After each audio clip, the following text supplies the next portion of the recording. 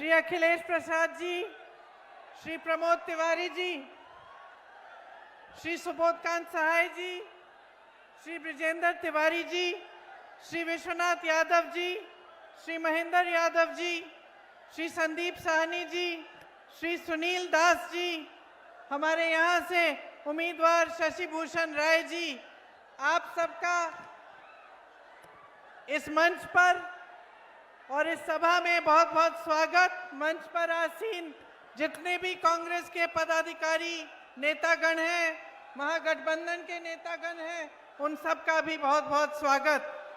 मेरी प्यारी बहनों, मेरे प्यारे भाई, सबसे बड़ा स्वागत आप सबको। आज आपने समय निकाला है यहाँ आने के लिए, मेरी बातों को सुनने के लिए, इसके लिए मैं आपकी बहुत बहुत आभारी हूँ। आप बैठ सकते हैं। देखिए, ये जो धरती है आपकी, हमारे लिए एक पवित्र धरती है। हम उस कांग्रेस के नेता हैं, उस कांग्रेस के कार्यकर्ता हैं जिसको महात्मा गांधी जी ने रास्ता दिखाया,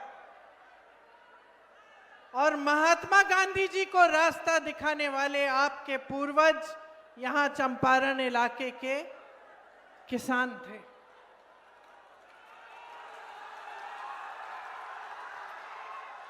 तो मैं जब बिहार आती हूं तो मैं हमेशा सोचती हूं कि सबसे पहली चीज, सबसे महत्वपूर्ण बात क्या है। सबसे महत्वपूर्ण बात यह है कि आपको इस देश के निर्माण में अपनी भागीदारी, अपना अस्तित्व समझना पड़ेगा। आपको समझना पड़ेगा कि इस देश को बनाने वाले आप हैं, आपके पूर्वज हैं। आप सोचिए, उतने साल पहले, दशकों पहले, जब ना मोबाइल फोन होता था, ना टीवी होता था, यहाँ के रास्ते भी पक्के नहीं थे, उस समय आपके पूर्वजों ने आंदोलन किया। एक समस्या थी यहाँ, उन्होंने आंदोलन किया और ऐसा आंदोलन किया कि उस आंदोलन की बात महात्मा गांधी जी तक पहुंची। और फिर महात्मा गांधी जी यहाँ आए, और यहाँ आकर उन्होंने जब देखा कि कैसी समस्या है, किस तरह से यहाँ के किसान इतने महान बड़े साम्राज्य से लड़ाई कर रहे हैं, खड़े हैं, अपने अधिकारों की लड़ाई लड़ रहे हैं, तब उनसे महात्मा गांधी जी प्रेरित हुए और इस देश में उन्होंने सत्याग्रह यहीं से शुरू किया और यहीं से शुरुआत हुई हमारी आजादी की लड़ाई की। वो थे आपके पूर्वज, वह है ये धरती जिसे पूरा देश नमन करती है। लेकिन आज आपकी परिस्थिति क्या है, मुझसे अच्छी तरह आप जानते हो। ये वही धरती है जहां की शिक्षा व्यवस्था इतनी अच्छी होती थी कि बड़े बड़े आईएएस के अफसर, बड़े बड़े आईपीएस, आईएफएस यहां से आते थे। ये वही धरती है जहां बड़े बड़े कारखाने लगवाए गए थे, उनकी स्थापना हुई थी, बड़े बड़े पुल बने थे बिहार में एक जमाने में। आज ये हालत है कि 3 साल में 27 पुल गिरे हैं। यहाँ का विकास तेजी से हो रहा था, यहाँ के अच्छे अच्छे बड़े बड़े नेता थे, और आज आपकी परिस्थिति ये है कि आप संघर्ष कर रहे हैं अपनी रोजी रोटी को कमाने के लिए। आज परिस्थिति ये है कि यहाँ की आधी आबादी पलायन करके बाहर अलग अलग प्रदेशों में अपनी रोजी रोटी कमाने जाती है। आप सब यहाँ नौजवान खड़े हो, बताओ, 20 सालों से एनडीए की सरकार चल रही है, आपको रोजगार मिला है? हाथ ऊपर करो, किस किस को रोजगार मिला है? पलायन करके जाना पड़ता है रोजगार लेने के लिए। और पलायन का मतलब क्या है, किसी ने पूछा? ये बड़े बड़े नेता मोदी जी जो आते हैं, अमित शाह जी आते हैं यहाँ पे, आपको बड़े लंबे भाषण देते हैं। आपसे पूछा कि आप कैसे गुजारा कर रहे हो? आपसे पूछा कि जब आप पलायन करके जाते हो, अपने परिवारों को यहाँ छोड़ के जाते हो, अपने बच्चों को नहीं देख पाते, अपनी बीवियां को छोड़ के जाते हो, दूर किसी शहर में जाकर कहीं एक कमरा ढूंढते हो जिसमें 8-10 और लोग तुम्हारे साथ रहते हैं, और जहां पे भी नौकरी मिलती है, रोजगार मिलता है, चाहे कुछ भी वेतन हो, चाहे कैसा भी हो, कर लेते हो, क्योंकि कमाना है, घर कुछ पैसा भेजना है। क्या क्या सहते हो शहरों में, अपमान किया जाता है तो वो भी पी जाते हो, वो भी सह लेते हो। संघर्ष करने की आदत हो गई है, अपमान सहने की आदत हो गई है कि नहीं? कोई पूछने वाला नहीं है। बड़े बड़े शहरों में कोई अपना नहीं होता, अपने तो सारे यहां होते हैं। और फिर भी तरह तरह संघर्ष करके, चाहे शिक्षित हो, चाहे कितनी भी डिग्री हाथ में है, फिर भी कोई मजदूरी का रोजगार कर रहा है, कोई माली बन गया है, कहीं कोई छोटा मोटा जो जॉब मिल रहा है वो कर रहा है। ये परिस्थिति है। आज यहां पर बिहार में खेती किसानी से कमाई नहीं हो पाती।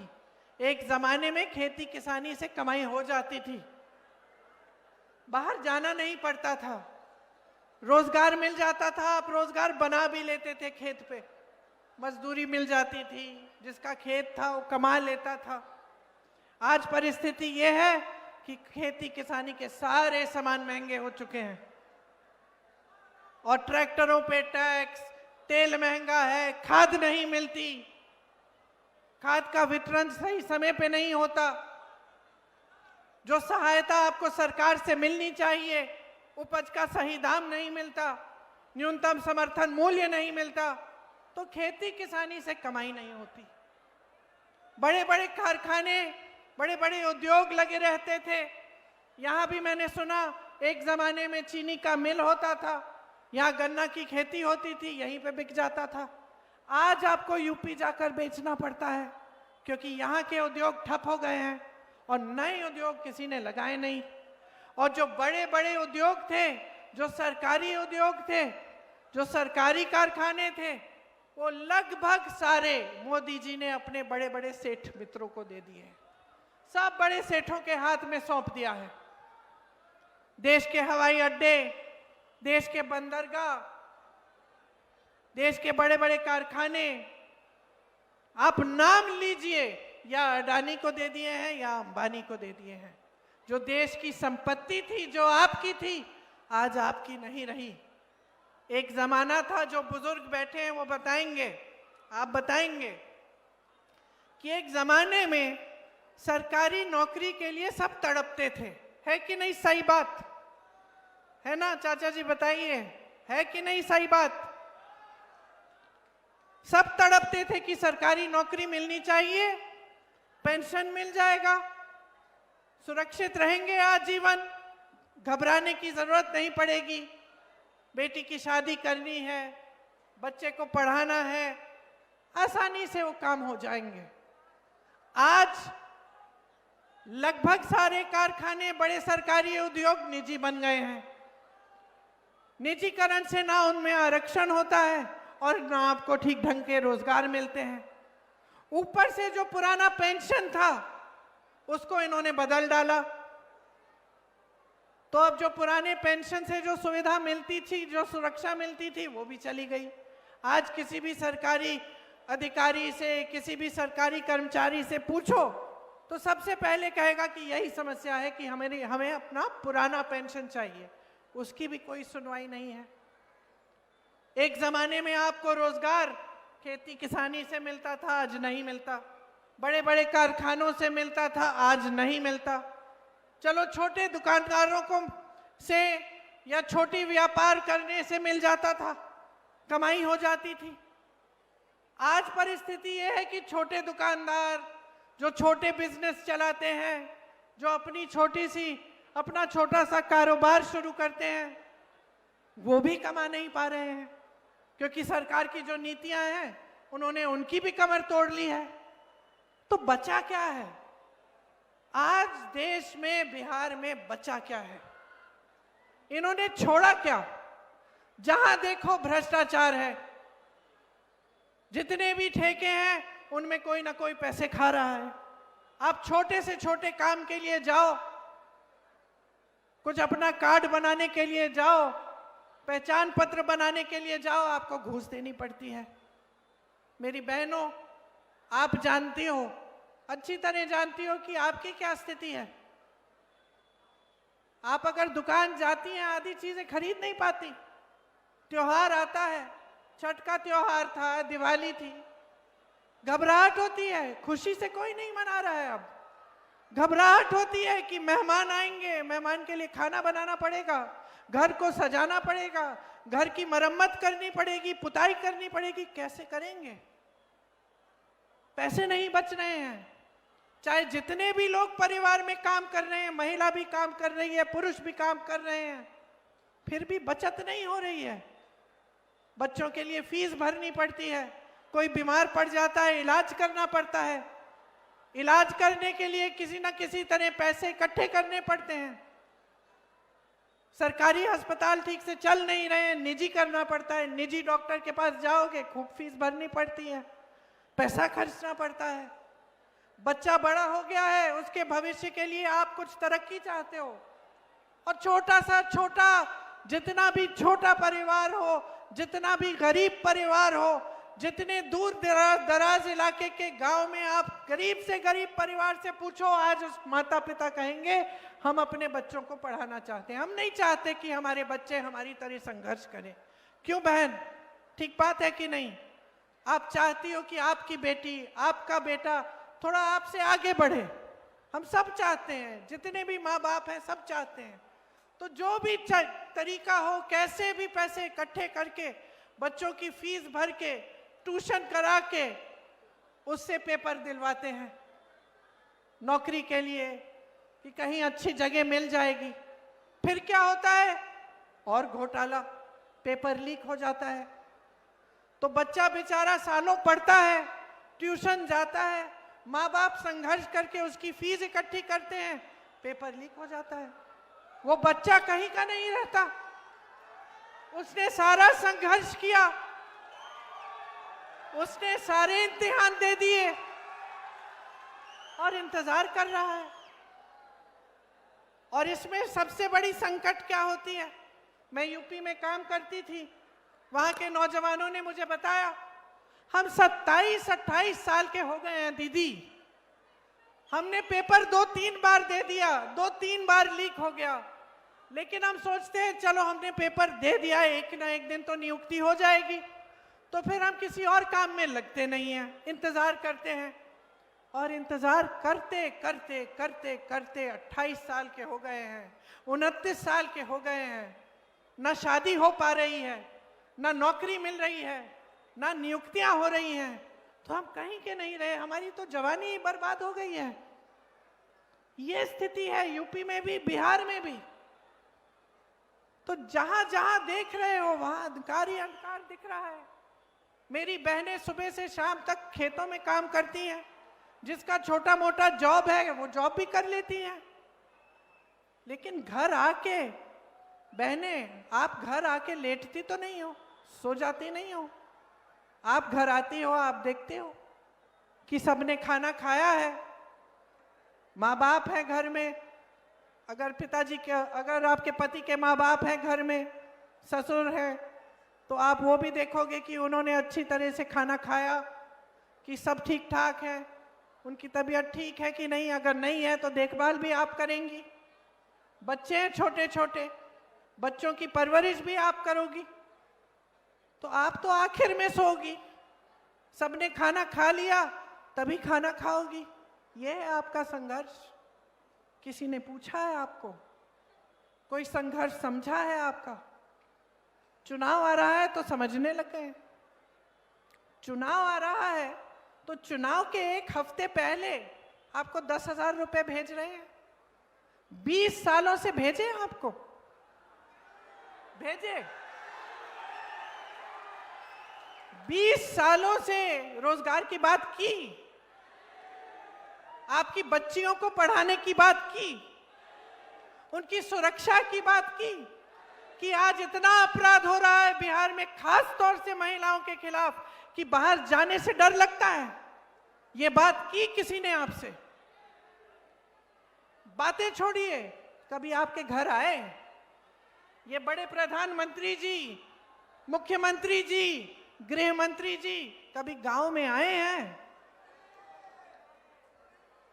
कभी आपसे पूछा है कि गुजारा कैसे कर रही हो? मंच पे खड़े होके कहते हैं बताओ कितने करोड़ रुपए दूं मैं बिहार को।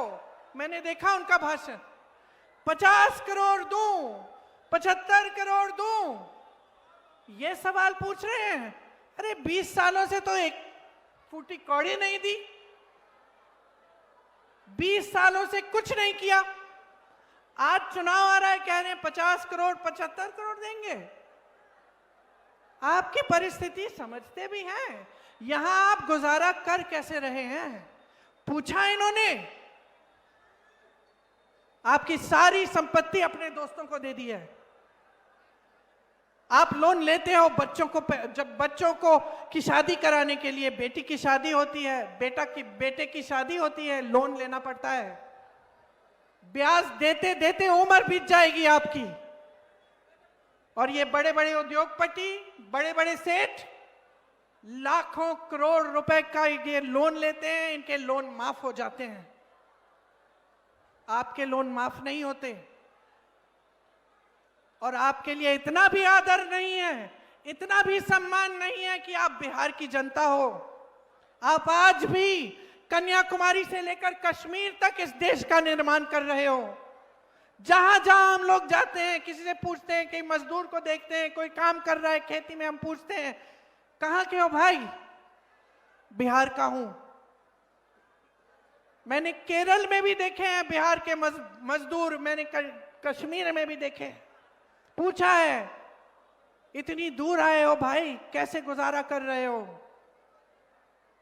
देश का निर्माण आज भी आप कर रहे हो और आपके लिए इतना सम्मान नहीं है कि 20 सालों के लिए सरकार चलाई है। आपसे पूछ तो लेते कि आप कैसे आगे बढ़ रहे हो, कैसे गुजारा कर रहे हो। इतना भी सम्मान नहीं है आपका भी और आपके मुख्यमंत्री का भी।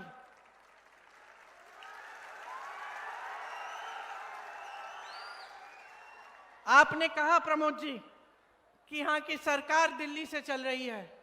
सच बात है, इनके मंच देखिए, इनके मंचों तक पे इनको नहीं बुलाते, नीतीश जी को नहीं बुलाते। और प्रधानमंत्री जी भाषण क्या देते हैं कि कांग्रेस पार्टी के पोस्टर पे तेजस्वी जी की फोटो छोटी लगी है, या फिर आरजेडी के पोस्टर पे राहुल जी की छोटी फोटो लगी है। आप बताइए, देश के प्रधानमंत्री हैं और कोई काम नहीं है कि पोस्टरों को देख के लोगों की फोटो नापे? देश के प्रधानमंत्री हैं, हर जगह जाके कहते हैं कि वो विपक्ष के नेता अपमान कर रहे हैं। बंगाल में अपमान किया, केरल में अपमान किया, यहां आकर बिहार में कहते हैं कि हम आपका अपमान कर रहे हैं। क्यों? क्या अपमान कर रहे हैं हम? आपके अधिकारों की बात कर रहे हैं हम आपके रोजगार की बात कर रहे हैं, हम आपकी मजबूती, आपके सशक्तिकरण की बात कर रहे हैं, और ये उनके लिए अपमान होता है। हम कहते हैं, सच्चाई बोलते हैं आपके सामने। कल राहुल गांधी जी ने दिखाया आपको, हरियाणा में पूरी सरकार चोरी कर ली। 25 लाख वोट फर्जी, 25 लाख सरकार चोरी की, वोटों की चोरी की। इससे आपको क्या फर्क पड़ता है? आप बताएं मुझे। आपके अधिकार कमजोर होते हैं। ये संविधान जिसके लिए आपके पूर्वज लड़े, जिसके लिए महात्मा गांधी लड़े, जिसके लिए मेरे परिवार के सदस्य शहीद हुए, उस संविधान को कमजोर करने की बात है। आज इतना इनका अहंकार इतना बढ़ चुका है कि आपके वोटों का भी सम्मान नहीं कर रहे हैं। 65 लाख वोट आपके काटे हैं बिहार में, 65 लाख वोट। और मैं दावे के साथ कह सकती हूं कि अगर ये चुनाव निष्पक्ष होगा तो आप इनको खदेड़ने वाले हैं, निकालने वाले हैं और एक नई सरकार लाने वाले हैं। एक ऐसी सरकार जो आपका सम्मान करती है, जो महिलाओं के लिए काम करती है, जो इनका इस्तेमाल नहीं करती अपने वोट के लिए, अपनी सत्ता के लिए, जो आपको फुसलाने का, आपको झूठ बोलने का काम नहीं करती। एक ऐसी सरकार लाओ जिसे वोट चोरी करने की जरूरत नहीं है। इतने सालों से हमारा देश आजाद हुआ, सबसे बड़ा अधिकार, सबसे बड़ा औजार, सबसे बड़ी शक्ति आपको वोट की मिली। ये वही शक्ति है जिससे नेता कांपते हैं। मैं नेता हूं, मैं बता रही हूं आपको, मैं जानती हूं चुनाव का समय आता है, सब चौकन्ने हो जाते हैं, सब जाग जाते हैं कि भैया चलो पब्लिक के सामने हाथ जोड़ो और पब्लिक से मांगो वोट। है कि नहीं? है कि नहीं? क्यों? क्योंकि शक्ति पब्लिक के हाथों में है, शक्ति आपके हाथों में है। जानते हैं हम काम नहीं करेंगे तो पब्लिक हमें निकाल देगी, हम सब जानते हैं, हम सब जानते हैं। लेकिन ये जो एहसास है ना, ये जो भाजपा के नेता हैं, ये इनके मन में नहीं है ये एहसास, ये भूल गए हैं ये बात।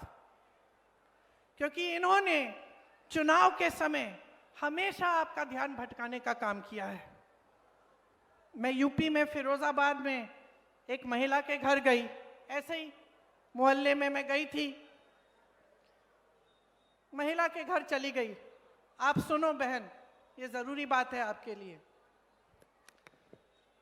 उसके घर गई, वो कांच की चूड़ियों का काम करती थी, तो कांच की चूड़ियां पड़ी थी, वो बना रही थी, सेक रही थी उनको।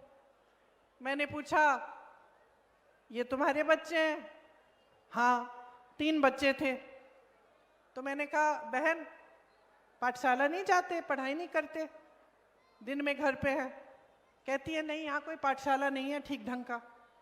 फिरोजाबाद के बाहर का गांव है, शहर की बात नहीं कर रही मैं। ठीक है, पाठशाला नहीं है। फिर मैंने पूछा पानी आता है? कहती है टूटी लगी थी यहाँ गली में, पानी नहीं आता। फिर मैंने पूछा बिजली? कहती है खंबा लगा था कुछ सालों पहले, बिजली नहीं आती, 1-2 घंटे आ जाती है, उसी में काम चला लेते हैं। मैंने पूछा कि भाई विधायक को फिर से जिताओगी? कौन सी पार्टी का है? कहा भाजपा का है। मैंने कहा फिर से जिताओगी? कहती है फिर से जिताऊंगी। मैंने पूछा क्यों? कहती है क्योंकि ये ना भाजपा के जो कार्यकर्ता हैं, ये हमारे घर आए थे, हमारे साथ प्रार्थना की, हमारे साथ दुर्दुरिया किया और हमसे शपथ खिलवाए हैं कि हम धर्म के नाम पर इनको वोट देंगे। समझ रहे हैं आप बात? काम पे नहीं, न पानी था, न बिजली था, न पाठशाला था, कुछ नहीं था।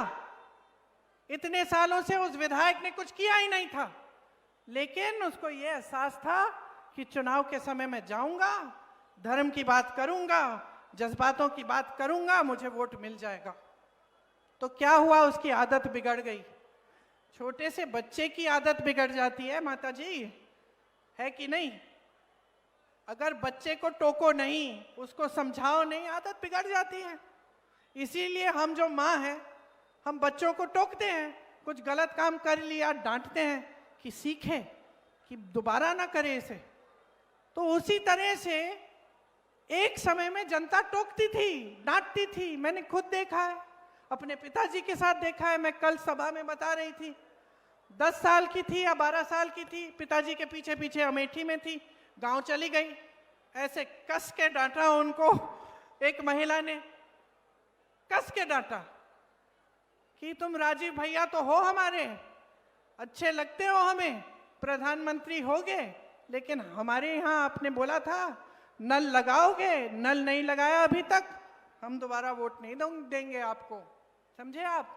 देश के प्रधानमंत्री थे, देश के प्रधानमंत्री थे, गांव में गए, गांव की महिला ने डांट दिया, बेझिझक डरी नहीं वो, जैसे आजकल सबको डरना पड़ता है, अपने अधिकार मांगते हो डरना पड़ता है, पुलिस पीटेगी, प्रशासन बंद कर देगा।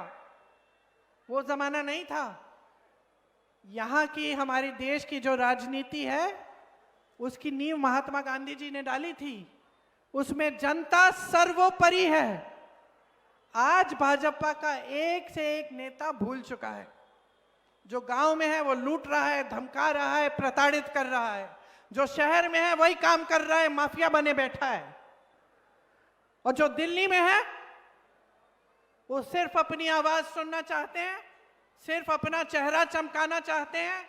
अपने बड़े बड़े उद्योगपति मित्रों के साथ उनकी शादियों में जाएंगे, उनके साथ खड़े रहेंगे, कभी आपके गांव ना आएंगे, कभी आपकी परिस्थिति, आपके हालात पूछेंगे, कभी नहीं। और आदत आपने बिगाड़ी है। आज आपके सामने पूरी सच्चाई है। चुनाव चोरी कर रहे हैं, आपके वोट रद्द कर रहे हैं, खत्म कर रहे हैं। आप चुप बैठे हो?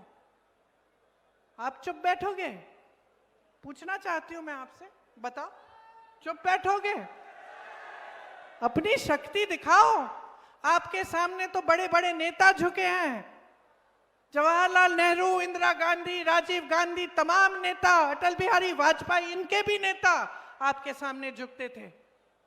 और आज ऐसे नेता जिनका इतना अहंकार हो गया है कि आपके लिए 20 सालों से कुछ नहीं किया, आपके सामने आके कहते हैं आपको 10,000 रुपए भेज देंगे, वोट दे देना।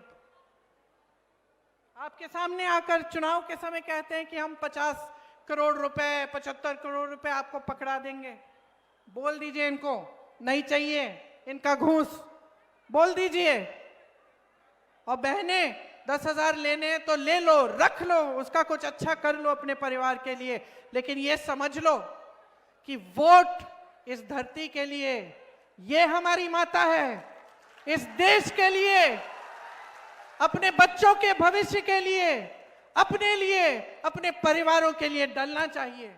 जो विकास करेगा, जो काम करेगा, जो आपको सम्मान देगा, जो आपकी परिस्थितियों को समझेगा, उसको दो अपना वोट।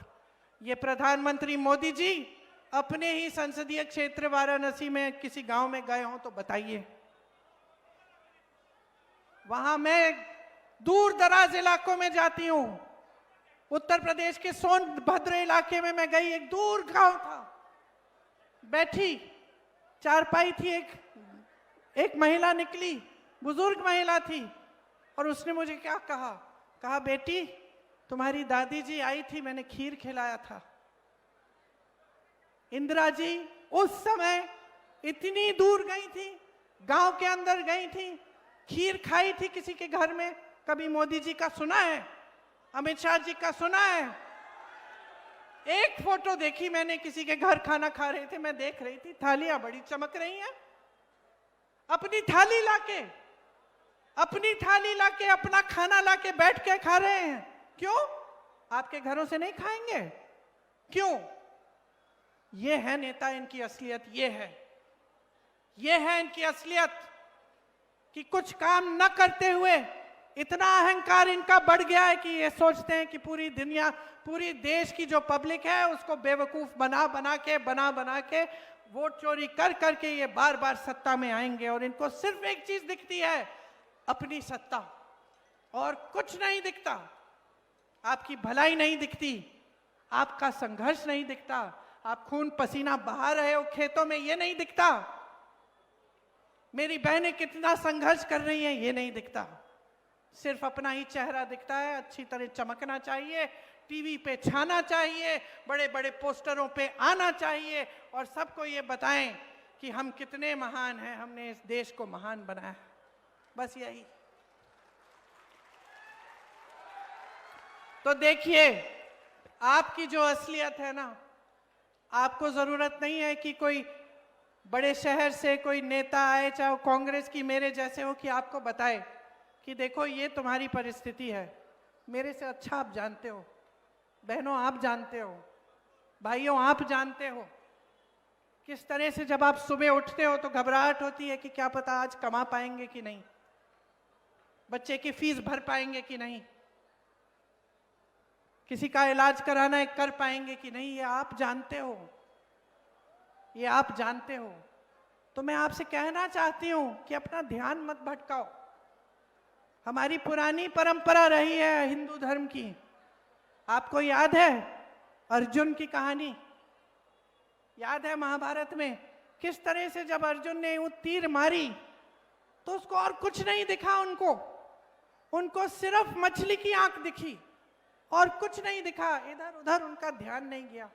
आपकी मछली की आंख जो है ना, वो आपका भविष्य है, आपका विकास है। उसी को देखो, उसी को देखो, ध्यान मत भटकाओ। ये सब बातें जो करते हैं फिजूल की, कि हम ये दे रहे हैं, वो दे रहे हैं, ऐसा कर रहे हैं, वैसा कर रहे हैं, ये फिजूल की बातें हैं। क्या किया है उसको देखो, असलियत को पहचानो, सच्चाई को पहचानो और उस सच्चाई पर अपने वोट को आधारित करो। ये वोट जो है एक बहुत बड़ी जिम्मेदारी है। आज आधी बिहार की जनता वोट डालने गई है।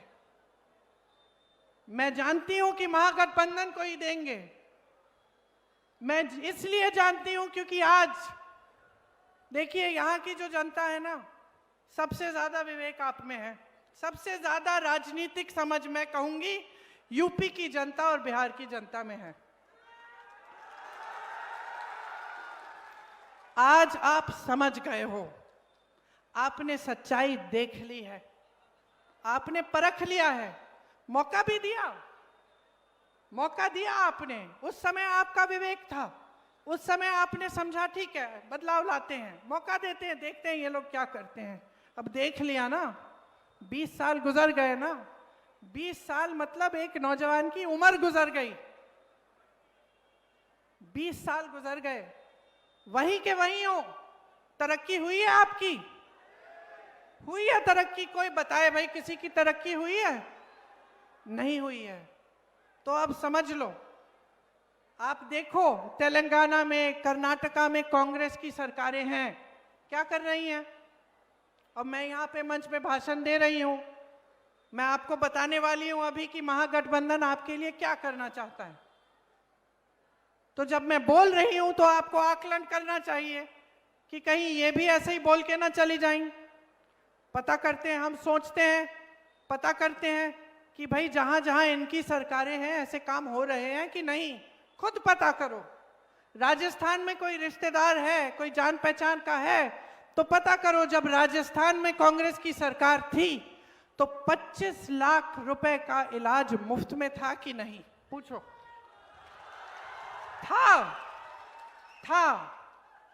ऐसे लोग हैं जो उस समय हार्ट की जो बीमारी थी उसकी पूरी सर्जरी, कैंसर का पूरा इलाज, लिवर का पूरा इलाज किए, एक पैसा नहीं देना पड़ा।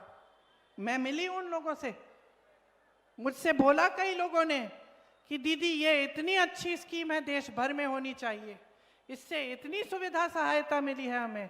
तो वही चीज बिहार में महागठबंधन करना चाहता है कि आपको 25 लाख तक मुफ्त इलाज मिले। जहां कांग्रेस की सरकारें हैं वहां सिलेंडर का दाम घटाया गया है। उसी तरह हम चाहते हैं कि जब हमारी यहां सरकार आएगी आपको 500 रुपए में गैस का सिलेंडर मिलेगा। अब आप कहोगी कि ये बात तो हमने पहले भी सुनी है, आप कहोगी कि पिछले चुनाव में भी भाजपा वाले भी कह रहे थे, कुछ नहीं हुआ। तो मैं कह रही हूं कि तेलंगाना में पता करो, कर्नाटका में पता करो, क्या सिलेंडर के दाम कम हुए कि नहीं हुए? क्या महिलाओं को हर महीने पैसे मिल रहे हैं कि नहीं मिल रहे हैं? 2500 रुपए प्रति माह हम गरीब महिलाओं को देना चाहते हैं, सीधे आपके खाते में, सीधे आपके खाते में। जो गरीब परिवार हैं उनके लिए 3 से 5 डेसिमल जमीन या एक मकान हम आपको देना चाहते हैं, और वो जो जमीन होगी वो भी जो महिला है परिवार में उसके नाम की जाएगी। विधवा पेंशन और वृद्धजन पेंशन 1500 रुपए करेंगे और हर साल उसको 200 रुपए बढ़ाएंगे। दिव्यांग पेंशन 3000 रुपए करेंगे। इसके साथ साथ नौजवानों सुन लो, आज सबसे बड़ी तुम्हारी परेशानी दो हैं, एक तो पेपर लीक वाली है और दूसरी रोजगार, है कि नहीं? पेपर लीक के लिए हम एक जॉब कैलेंडर लाएंगे। उस जॉब कैलेंडर में जिस दिन पेपर होगा, जिस दिन रिजल्ट निकलेगा, जिस दिन नियुक्तियां जिस दिन नियुक्तियां होंगी, वो सब पहले से तय होगा। इसका मतलब है कि पहले से तय होगा। अगर कोई उसको बदलने की कोशिश करे, उसमें फेरबदल करे या बेईमानी करने की कोशिश करे तो सख्त से सख्त कार्रवाई होगी। ऊपर से जो एग्जाम की फी है वो रद्द की जाएगी, मतलब निशुल्क होगा आपका एग्जाम का फॉर्म, निशुल्क। आप परीक्षा केंद्र में जाओगे तो आने जाने के लिए जितना खर्चा पड़ेगा वो भी आपको मुफ्त होगा, आपको दिया जाएगा। ये जो 3 साल की डिग्री आज आप 6-7 सालों में कर पा रहे हैं, उसको हम 3 साल की डिग्री आप 3 साल में करोगे, ये चाहते हैं हम आपके लिए।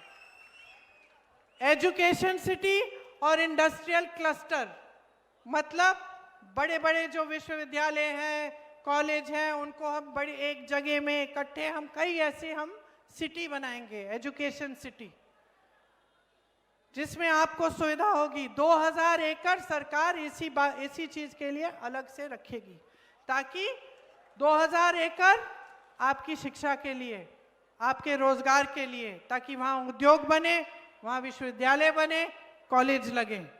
आज की सरकार क्या कर रही है? सैकड़ों एकड़ अडानी जी को दे रही है 1 रुपए के दाम में, 1 रुपए के दाम में। आप सोचो, अगर सरकार आपको दे देती कुछ एकड़ 1 रुपए के दाम में, तो क्या आप भी अपना भविष्य बना सकते थे? अडानी जी के पास तो वैसे भी हजारों करोड़ रुपए हैं, और सैकड़ों एकड़ जमीन लेके क्या करेंगे? समझ लीजिए आपके पैसों का क्या हो रहा है, आपके हाथों से निकाले जा रहे हैं। कांग्रेस की एक सरकार एक काम करती है, आपके पैसे वापस आपकी जेब में डलवाती है। इसी तरह से नौजवानों, आपके लिए सरकारी नौकरियां जो आज खाली पड़ी हैं, जो सारे पद खाली पड़े हैं, वो भरे जाएंगे, आपको नौकरियां दी जाएंगी। जो गरीब से गरीब परिवार हैं, जिसमें ऐसे परिवार हैं जिसको एक भी रोजगार नहीं है, उनके लिए हम रोजगार, कम से कम एक रोजगार दिलवाने का प्रयास करेंगे। और भी हैं, पढ़ के सुनाती हूँ। सरकारी जो कर्मचारी हैं वो सुन लें, आपका ओपीएस आपको मिलेगा, पुराना पेंशन आपको मिलेगा। संविदा कर्मियों और आउटसोर्सिंग पर कार्यरत कर्मचारियों को स्थायी बनाया जाएगा, मतलब आपको स्थायी नौकरी दिलवाई जाएगी। और मेरी बहनें, आप में से जो, अच्छा उस पर आप वापस आती हूँ, मैं पहले मैं नौकरियों का बता देती हूँ। हर विधानसभा में स्थानीय रोजगार का बढ़ावा देने के लिए 10 करोड़ रुपए दिए जाएंगे, ताकि आप वहीं पे अपनी विधानसभा में ही आपको रोजगार मिल पाए। किसान भाइयों के लिए एमएसपी की गारंटी मिलेगी, मतलब न्यूनतम समर्थन मूल्य आपको मिलेगा। मंडी की व्यवस्था बनेगी। मनरेगा में आपको 300 रुपए प्रतिदिन मिलेंगे, और काम के दिन 2 गुना कराएंगे हम। समझ गए? मनरेगा की जो स्कीम है वो कांग्रेस पार्टी ने शुरू की थी, और जब शुरू की थी तो भाजपा ने विरोध किया था, और जब कांग्रेस की सरकार थी तो मोदी जी भाषण देते थे कि इसमें पैसे व्यर्थ नहीं होने चाहिए। अब मजबूरी में वो स्कीम बंद नहीं कर पाए, लेकिन उस स्कीम को उन्होंने बढ़ाया नहीं है ठीक ढंग से। तो हम कह रहे हैं कि हम मनरेगा को बढ़ाएंगे, आपको 300 रुपए प्रतिदिन देंगे और काम के दिन 2 गुने करेंगे। आपको 200 यूनिट बिजली मुफ्त में मिलेगी सरकार की तरफ से। पंचायती राज और नगर निकायों में ईबीसी आरक्षण 30% और दलित आरक्षण 20% किया जाएगा। अति पिछड़ा वर्ग अत्याचार निवारण अधिनियम बनाया जाएगा, जिससे आज जितना अत्याचार आप पर हो रहा है उसको रोकने का काम हो। आज अपराध अगर बढ़ा है तो सबसे ज्यादा पिछड़े वर्ग, अति पिछड़े वर्ग और दलितों पर और महिलाओं पर बढ़ा है, अल्पसंख्यकों पर बढ़ा है। 3 गुना हो चुका है। इसको रोकना है और जो आपका प्रतिनिधित्व है वो आपको मिलना चाहिए। मेरे भाई राहुल गांधी ने देश भर में यात्रा की, न्याय यात्रा कि आपको अपना प्रतिनिधित्व मिलना चाहिए। वो आपका संघर्ष है, आपका अधिकार है और उस संघर्ष में हम आपके साथ कंधे से कंधे लगाकर खड़े हैं। निजी शिक्षा संस्थानों में भी हम आपके लिए आरक्षण लागू करना चाहते हैं। महिलाओं के लिए और भी बहुत स्कीमें हैं हमारी, हम उनको पूरा करके आपके लिए एक नया भविष्य बनाना चाहते हैं। आपकी बच्चियों के लिए हर अनुमंडल में हम महिला कॉलेज लगवाना चाहते हैं, ताकि उनको शिक्षा वहीं पे प्रदान हो और उनको दूर दराज इलाकों में नहीं जाना पड़े शिक्षा के लिए, ताकि वो अपने पैरों पे खड़ी हो पाएं, पैरों पे खड़ी हो पाएं। तो हम आपके सब संघर्षों को समझ रहे हैं और हम आप ही के लिए लड़ रहे हैं। जो लड़ाई महात्मा गांधी जी ने लड़ी, वही लड़ाई हम आज लड़ रहे हैं, आपके अधिकारों की लड़ाई। देश आजाद हुआ, देश की तरक्की हुई, देश में विकास हुआ, लेकिन कुछ समय पहले एक ऐसी सरकार आपने चुनी जो देश की भलाई को भूल के सिर्फ नेताओं की भलाई, सिर्फ अपना स्वार्थ साधने लगे, सिर्फ अपनी सत्ता को देखने लगे। तो अब समय आ गया है बदलाव लाने का, समय आ गया है अपने भविष्य को बनाने का, समय आ गया है इस बिहार की धरती का सम्मान करने का, समय आ गया है इस बिहार की धरती का महत्व समझने का और इसको एक बार फिर बुलंद करने का, ताकि आपका विकास हो, आपका भविष्य बने और आपको ऐसे नेता मिले जो आपके लिए दिन रात एक करके आपके लिए समर्पित हो, आपके लिए काम करें। ये गप्पू राय जी आपके लिए दिन रात काम करेंगे। ये महागठबंधन के हमारे प्रत्याशी हैं, इनके हाथ मजबूत करिए, इनको भारी से भारी बहुमत से जिताइए, ताकि बिहार में एक अच्छी सरकार बने, एक सरकार जिससे आपको भी गर्व हो, जिससे आपको भी खुशी हो, जो आपका भविष्य बनाए। एक बार मेरे साथ जोर से कहिए, बिहार की धरती की जय, बिहार की धरती की जय, बिहार की धरती की जय, जय